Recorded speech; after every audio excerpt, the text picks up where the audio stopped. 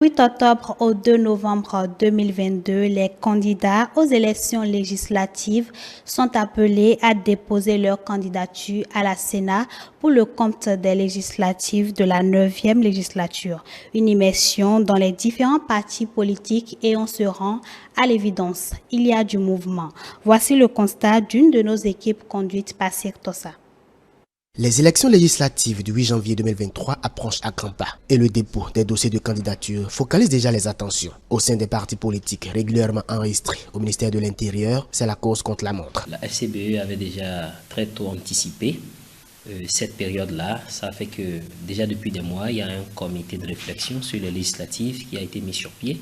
Comité qui a déjà demandé aux différents responsables à la base dans les circonscriptions électorales de recenser les potentiels candidats. Il y a un comité maintenant de réception des dossiers de candidature qui a été mis sur pied, qui est composé de 13 membres, avec à sa tête le chef de file de l'opposition lui-même. La commission de 13 personnes va d'abord faire une étude de la conformité de toutes les pièces, de leur régularité et du respect des délais, surtout au niveau du casier judiciaire. Ce comité de soutien au niveau de chaque circonscription électorale, surtout formé des jeunes du mouvement de la jeunesse FCBE et également de nos consoeurs du mouvement national des femmes FCBE, ces comités sont en train d'aider les potentiels candidats pour que les pièces déjà à la base, avant même d'être acheminées au niveau de la commission nationale, soient bien en conformité. Depuis le 14 septembre, un appel à candidature a été lancé pour inviter tous les militants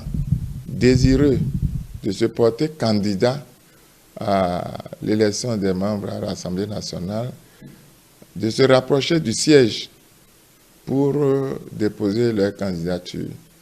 Nous avons fixé un premier délai du 14 septembre au 30 septembre. Ce délai s'est écoulé et mesurant l'engouement que l'appel a suscité auprès de des membres de notre parti, l'équipe qui a été mise en place a été submergée. Les responsables du parti ont cru devoir revoir un peu le délai de dépôt de candidature. Ici, au siège annexe de Cotonou de l'Union progressiste Le Renouveau, la machine est aussi en marche.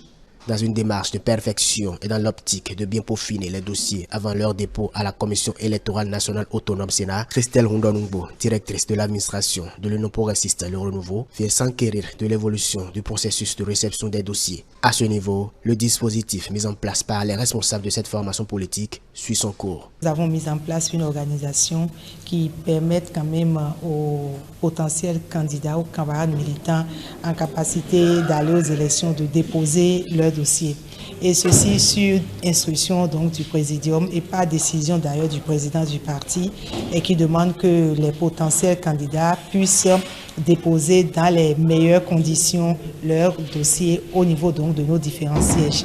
Ce que vous avez constaté ici aujourd'hui se fait dans tous les départements de notre pays, à savoir les 13 départements politiques de l'Union progressiste Le Renouveau.